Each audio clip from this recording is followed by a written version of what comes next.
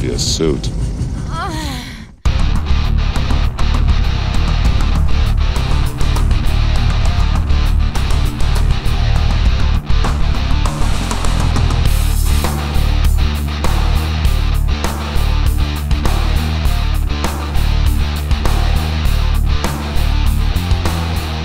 Hello, beautiful people. I am Oliver Perrin, and I am joined today, as are you, by Mr. Tim Rudisil here within the comforting confines of a safer space. Now, little brown unicorns. Little brown ones. Poopy poopy on the wall. Little brown unicorns. I had always wondered about that color, and now I know. In any case, we are doing this on a safer space. However, Semiogogue is up and running again. So what I'm going to be doing for the time being, until I figure out how to split the content, is that I will alternate where the clips are posted. So now if you want to follow this channel, you should follow A Safer Space and Semiogogue. And as always, you can follow the analogs of both those channels on BitChute, and I will probably be posting some of the most spicy content that I create to BitChute alone. But that will be in the future. So much for the introduction. Same old shit. You can follow this on Twitter. You can follow it on the channel on Gab. You can follow on Minds. You can support on Patreon. Thanks to all those who do. And with that out of the way, Mr. Tim, what have you to talk to us about regarding Mexico? Well, now, before we get into Mexico, I want to know about this spicier content. I want a piece of that spicier content. Well, you can get involved in it. That spicy content I'm talking about is, I'll just tease it like this. I've mentioned it to you, so you're aware of it, Tim, but I have heard again and again and again about this so-called... well, we'll get into all that another time. Right, and that's what... This is safe space. It is. It is. Yeah. And we'll save all the spicy content for the BitChute analogs. Yeah, BitChute analog. That's a good one. Yeah, boy, howdy. All right, about Mexico. Well, I like fried beans. I actually fried do. Beans, no end. They're pretty yeah, fucking sure. good. They are. They're real good, especially if they're made with pork, because then they're buttery. You know. Got a good lard. But be that as it may, be that as it may, it seems the federal police and the Mexican armed forces have taken over Acapulco's police function. They went in and, I won't say arrested, but they took all the guns and all the bulletproof vests and all the goody whoopies from all the Acapulco policemen. And then they arrested the two leading honchos down there. I don't know what they call them. El Jefes, because of murder and because of corruption. Surprise, surprise. Surprise, surprise. Now, there are approximately 1,100 people in the Acapulco Police Department. They had them take a lie detector test a few years back, asked them if they were taking money from or were in some wise beholden to the cartels, and 700 of them failed the test. Now, I don't know if the other 400 decided to say, yeah, they were, and what the fuck are you going to do about it, or not. I really don't know. But I do know that there's a lot of murder in Acapulco. I do know there's a lot of corruption in Acapulco. And I do know that the toss-up here is whether the Mexican federal police and the military wanted their share, because the cartels down there tote money around in briefcases and attaché cases. So I don't know. Could be that they just wanted their share. Could be this is the last gasp of trying to get things straightened away. And it could be simply that one of the other cartels who did not happen to have Acapulco at this point decided it wanted Acapulco. But when you say it might have been a last gasp of trying to get things straightened out, are you referring to the coming presidential transition? Yeah, I am. Meaning that once the new leftist amnesty cartel buddy socialist comes in, that it is unlikely that any further action will be taken against cartels? Well, against all cartels. Not those cartels smart enough to back the new Mexican president, of course. They will become social clubs.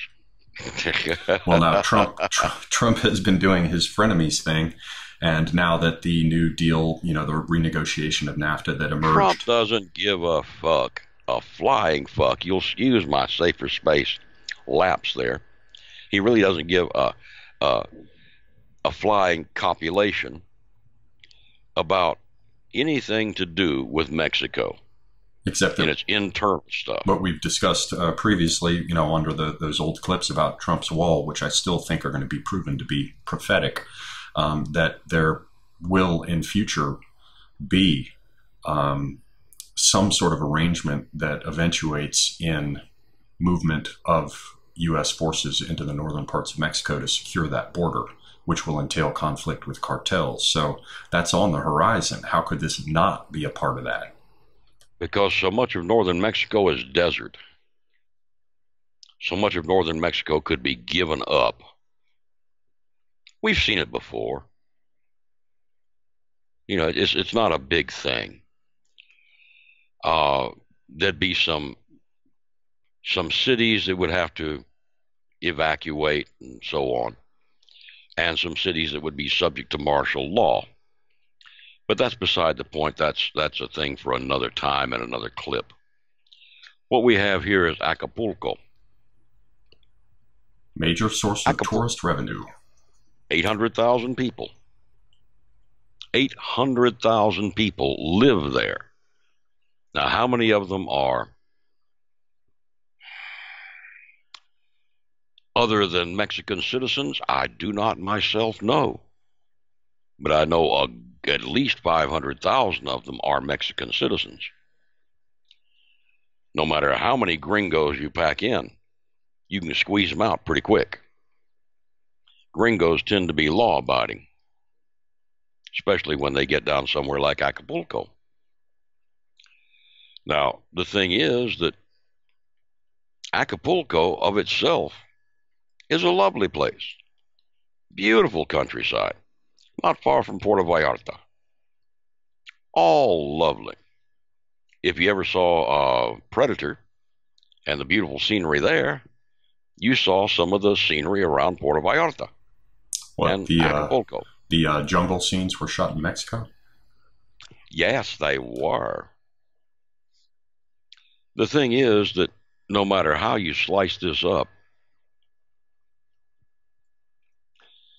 the real thing gets to be who is going to come out on top in Acapulco. Now, I don't know, as I say, if it's set up between two conflicting cartels or a number of conflicting cartels. Or cartel-backed government versus cartel. Yeah. Sure. Or government empty gesture. Yeah. Well, you got to figure that the local government is different from the federal government. Local government is big on keeping everything smooth. Acapulco is one of those places that the newspapers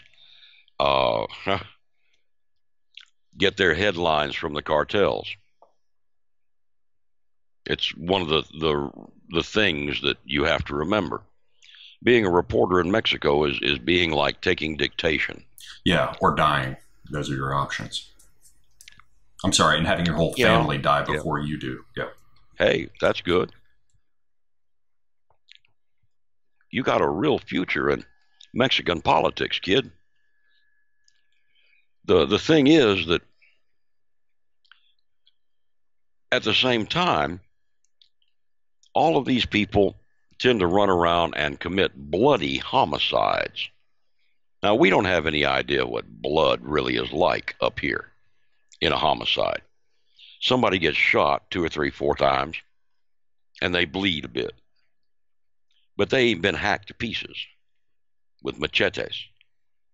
They haven't had their arms and legs and hands and fingers and toes cut off. They haven't had their heads cut off. They haven't been hung upside down over an expressway where everybody going to work in the morning sees them with a sign up there saying how they sinned and fell short of the cartel's glory.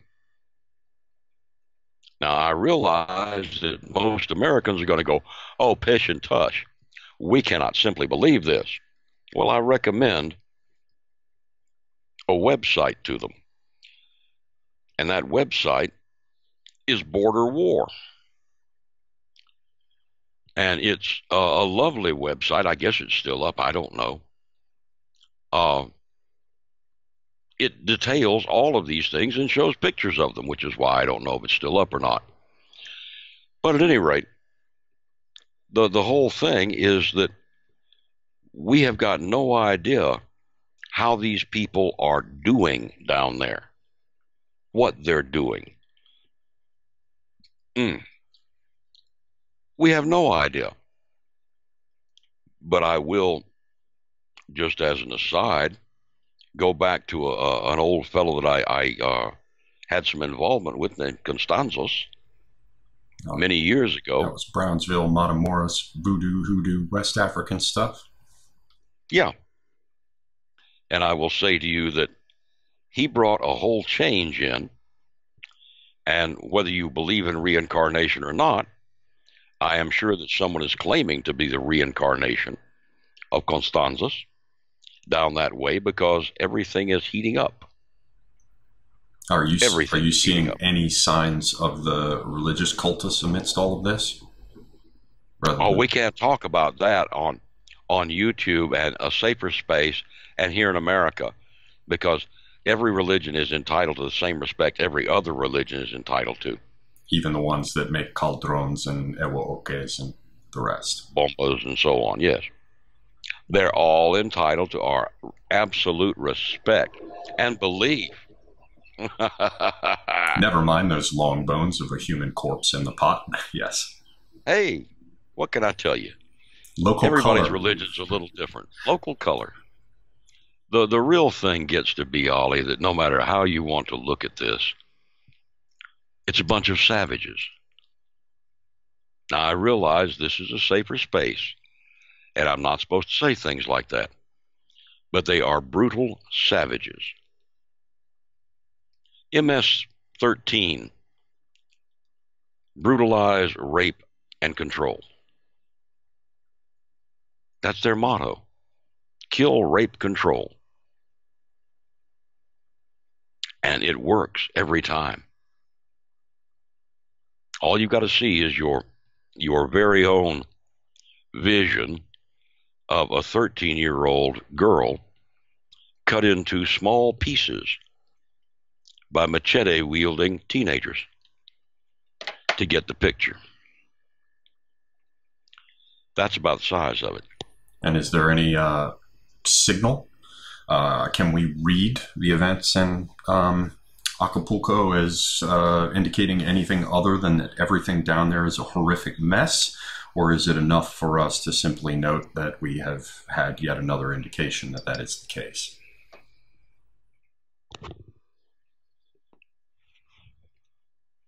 Well, let me put it to you this way, old son.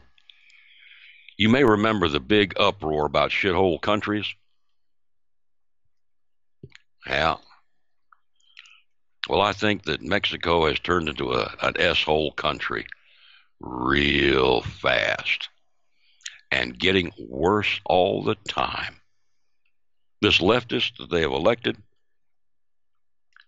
he may be a lovely old man, but he's doing the cartel's work for them. What can you say? It's going to be fun and games in Mexico. In sunny Acapulco. Bloody Acapulco. Sunny Acapulco, yes. Yes, indeed. So, like I say, I like refried beans. I just like to be sure they've been seasoned with pork, not human fat.